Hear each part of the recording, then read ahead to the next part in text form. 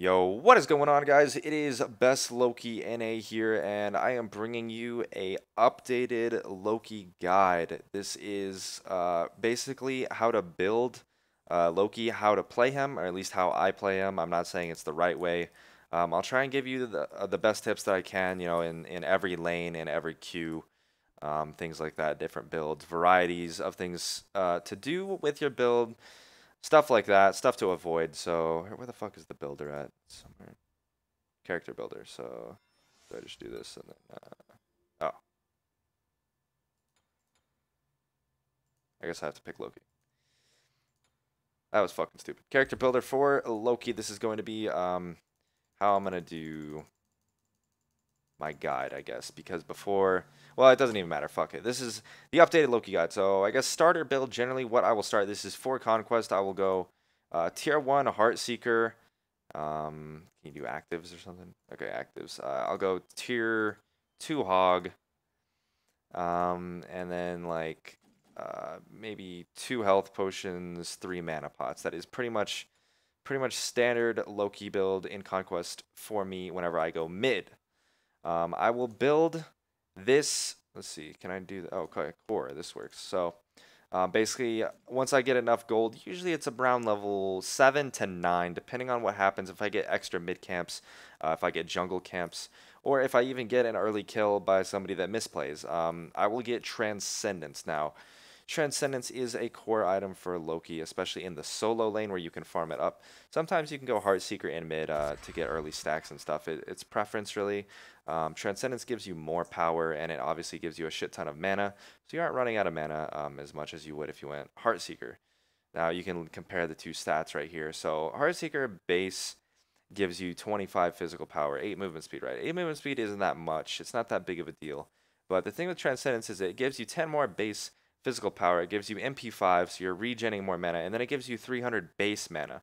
On top of that, its passive is absolutely broken. It's been tested. It has been confirmed. It does give you more power than a Heartseeker, especially late game whenever you have more items that give you mana if you do stuff like that. I don't know, but it does give you more power, so Transcendence or Heartseeker, it's up to you guys. Just experiment with it a little bit. But in my opinion, you need a stacking item, first item as Loki. It is in your core. It's your first item. Now, immediately after Transcendence, oops, that's the wrong one. I will go into Pen Boots, never cooldown boots. I honestly can't think of a time where you would get Midas reinforced or even cooldown boots. Pen Boots is a must for Loki. You want to get penetration because you'll get enough cooldown to where you'll be capped later on. So Pen Boots helps with your damage. It's pretty standard just to go that second item. Third item, you want Jotuns. Cooldown is essential on Loki. You need cooldown to spam your 3, to use your 1, to go in, to get out. You can ult more often. You can use your 2 to clear the wave. 2's not that important, but your 3 will definitely wreck people. It will fucking shit on people whenever you have 25% cooldown reduction. So at this point in the game, you're getting closer and closer to late game. You're probably, I want to say, maybe level 15 at this point. Also, depending on, obviously, Gold Furies, how many kills, how fed you are, etc. So you want to go Titan's Bane 4th item. This is also opinion-based. This is what I think is the best to go. Transcendence, Warrior Tabby, Jotuns into Titan's Bane. But this 4th item, even 3rd item, is actually switchable outable. That's the way that I'm going to describe that, because of this item right here, Hydra's Lament. This gives you 15% cooldown and a whopping 50 fucking physical power. It also gives you a pretty shitty passive that just makes you do extra burst. The thing with this is how much physical power it gives you, and it gives you cooldown. So you can throw that anywhere in the build. Normally what I will do is Transcendence, Pen Boots, Jotuns for the cooldown, Titan's Bane for the pen, and then I will go Hydra's Lament, 5th item. 6th item, sorry, is where I'll get crit, like Deathbringer. Pretty much that'd be what I would get, is Deathbringer. It's rare that I make it that late into the game where I even get a 6th item, but you can honestly do a bunch of crazy shit with your 6th item. I say Deathbringer is a really, really good one. If they have a heavy physical team, honestly, you can get some physical defense, but it means that they would have to have like 4 physical defense for it to even be worth it. Let me think what else. Attack speed items, Executioner is always a good item. It just shreds people with armor. Ken size is good.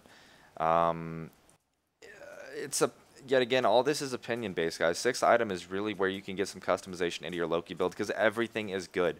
Crit on Loki is really strong late game because you can get a lucky crit that'll one shot somebody, you know. So usually I'll prefer getting Deathbringer late. It'll help you just burst down people. But Ken size is yet again a bursty item. I mean, normally you're looking to one shot rather than to auto attack, but people, you can catch them off guard, you know, and you can land several autos and just melt their health with Kin size. Same thing with Executioner. That's pretty much the build that I would do in Conquest and Siege. I would do the same thing in Siege. Start off kind of with this in Siege, but this is definitely the Conquest Loki build as of fucking whatever today is, August something. Let me here, hold on, my phone's right here. Shit. Um, well, as of August 16th, this is Best Loki's Conquest build. So Transcendence, Pin Boots, Warrior Tabby, whatever. Jotun's Wrath, Titan's Bane, Hydra's Lament, and Deathbringer. This is a very expensive build. Um, Defensive, you don't really have to wear anything. Whatever. Actives, pretty much get beads every single game. Along with Fist or Hand. How the fuck do I'm just going to mouse over it, I guess. Does that work? Okay, whatever. Here we go. So I get a lot of questions about whether to get Fist of the Gods or Wrath of the Gods, and here is your answer. Yet again, opinion based. If you want to do a lot of damage and try and outplay people with Fist and have an extra CC, you know, to go into their team and stun, if you want to be more utility, then go Fist. If you want to help out the team as a whole and you think you're capable of stealing objectives late game, then go Wrath of the Gods. Recently, I've been picking up Wrath over Fist because I realize how vital it is to have, you know, a few extra Wrath of the Gods in case your tank dies. You still have a chance at least to get that Gold Fury or that Fire Giant that could turn the game around. So honestly, I would say Wrath is better in my opinion, but Fist of the Gods is also a very good active. Either one, it's opinion based. Now, let's see. For 1v1s, this is muy importante. If you're going against a Kronos or a Hebo, I would say go. Where the fuck is this thing at? Ansile, whatever. This item is incredible in 1v1s. It shuts down mages early on to where they can't get that easy kill on you, you know, because they do so much damage. Especially versus Hebo, this helps a lot. You still have to be careful, even though you do have magic prot, you aren't going to be invincible, but this item is really, really good. And honestly, what I'll do in 1v1s is I will focus on backdooring and not really like Ken size stuff like that is good in 1v1s, but that's not what I'll focus on because I honestly can win 1v1s without killing people, right? This is what I'll build. It's basically the same thing. Let's assume I'm going against the physical, right? So I'll go Transcendence into Heartseeker. It's a very similar build to Conquest, but Transcendence, Heartseeker, Warrior Tabby, Jotun's, Titan's Bane. I'm just selecting all of them so you guys can kind of get an idea of what it looks like. This is the best Loki 1v1 build scenario because you can actually one-shot towers late game. Hog is interchangeable. You don't have to get Hog. You can. Hog is good clearing the jungle early, but you don't need it. You can honestly pop a health pot and get a jungle camp just like that because you're Loki. You know, you can use your 2. And if you get a red pot even early on, then it'll be super easy to clear in 1v1s. But the reason why I'm under the actives page is because of this. Girdle of Inner Power late game as Loki. You pop that with Hydras, with Titan's Bane, with all this penetration, you can 3-shot towers, including Phoenixes, including Minotaurs. Like, you can just kill objectives, and that's how you win 1v1s. So you want to play really safe the whole game. Try and make it to late game. Do your best to make it to late game and just kill objectives. Farm up your stacks, get a retarded amount of physical power girdle, you know, stealth in, whatever, just one-shot the tower, ult out, and rinse repeat. It's the best 1v1 strategy as Loki. You can obviously just try and kill him, which is good, and it'll work, but Backdooring is so strong. That's what people are doing mainly in 1v1s. Both of those should cover pretty much every game mode. Obviously, Assault, you just kind of do the same thing. Like, well, you wouldn't really go stacking in Assault. Let me think. Uh, Basically, for Arena, I don't go stacking for obvious reasons, and same thing with Assault. You don't really stack, so you would kind of just rush either Jotuns or Pen Boots, and then you just do the whole build. Your last items would probably be Deathbringer and Rage, or Deathbringer and some attack speed item like Executioner. You still want to get, all that penetration with Jotuns, Titans, Bane, Pen Boots, and Hydras. Those are the four core items for Loki. The last two items are pretty interchangeable, but in standard game modes, you do want to have a stacking item. Um, Now, with all of that said, how to play Loki. His early game is incredibly weak. Your push isn't as good as a lot of mages, so solo lane, he's really strong.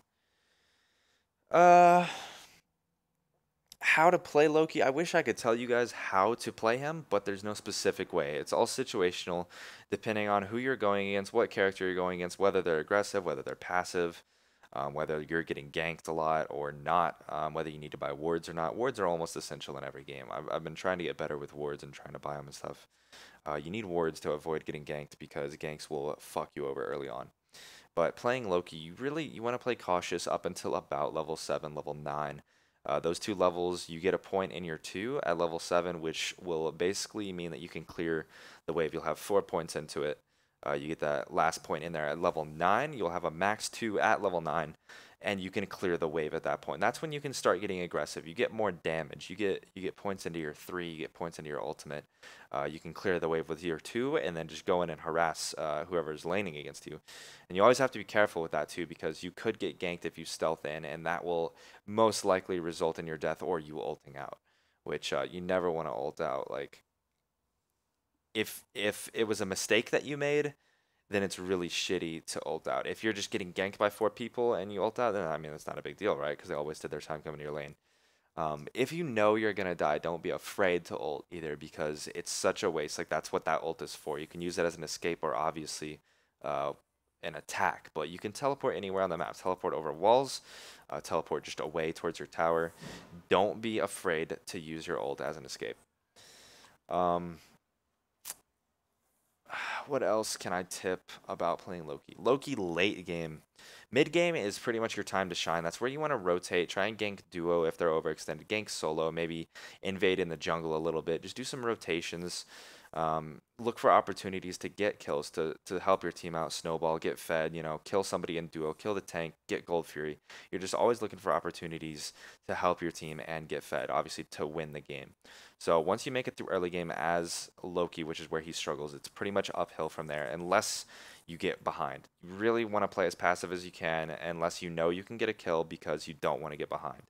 That's the best advice that I can give when you're playing Loki. Just stack your items and get to late game, help your team win. Late game, you want to play very cautious. You can do some split pushing as Loki because of his stealth, because of stealthing, even getting stunned and stealth, then beezing and stealthing again, ulting out. Just, you have so many options for an escape as Loki. So you can play a little risky, but don't get caught out to where you get one shot, because if you get one shot, your team's gonna get mad, all that stuff. You'll get BM'd. Just really play careful, and you don't ever want to start a team fight. Obviously, you want to wait for your tank to catch somebody off guard, or to just get a really good initiation, and you follow up, focus the squishies. If they have a Hebo, focus the Hebo. If they have an 80 carry, so that's super fed, focus the 80 carry. Just get the squishies out of the way. Even if the tank is overextended, like, don't fucking go on the tank. I hate whenever I see Lokis that go on the tank. Like, you're gonna get one shot. You need to do the one shotting, not sit there and just fucking auto a tank to death. It's not the best thing for your team.